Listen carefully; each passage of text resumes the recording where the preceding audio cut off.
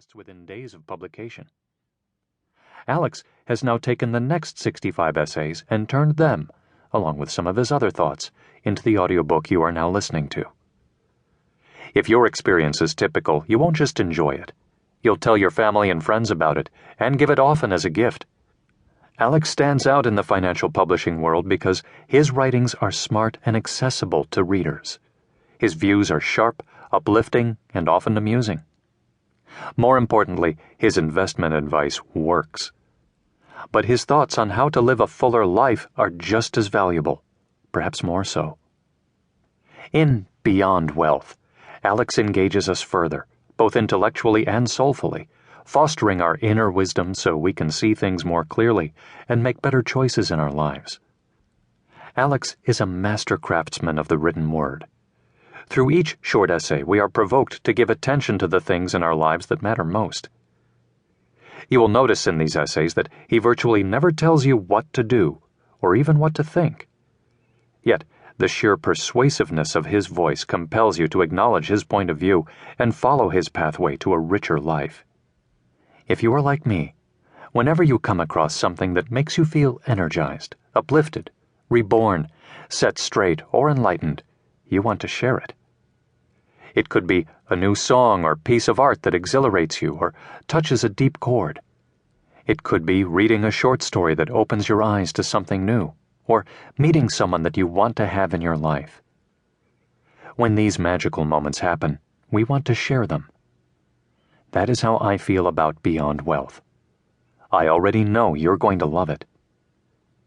Julia Guth, Executive Director, the Oxford Club. Introduction. Beyond Wealth? A friend asked with a strange look when she heard the title of my new book. Why Beyond Wealth? I'd be happy to settle for wealth. No, she wouldn't. You can't wear your stock portfolio, ride on your bank account, or eat gold and silver coins.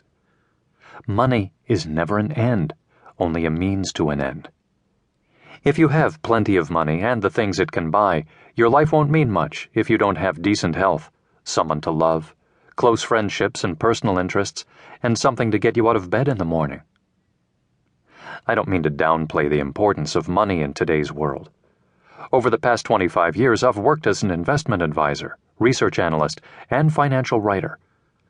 I feel strongly that everyone should strive for some measure of financial freedom, whether you define that as being independently wealthy or just getting out from under your credit card debt. You can't reach your potential or live life to the fullest if you spend your days swimming in concerns about money. Money is independence.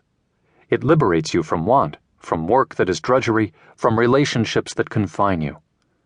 No one is truly free who is a slave to his job, his creditors, his circumstances, or his overhead. Money determines the kind of house you live in, the neighborhood your kids grow up in. If you're sick, it can mean the difference between a good doctor and an amazing doctor.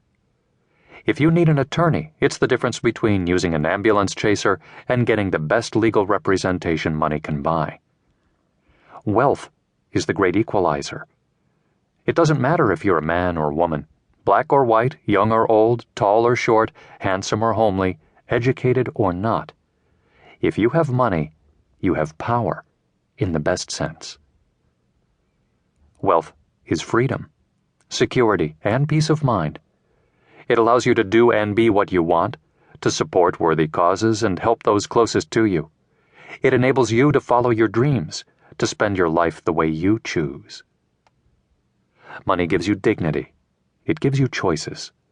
That's why every man and woman has the right, perhaps even the obligation, to achieve some level of financial independence.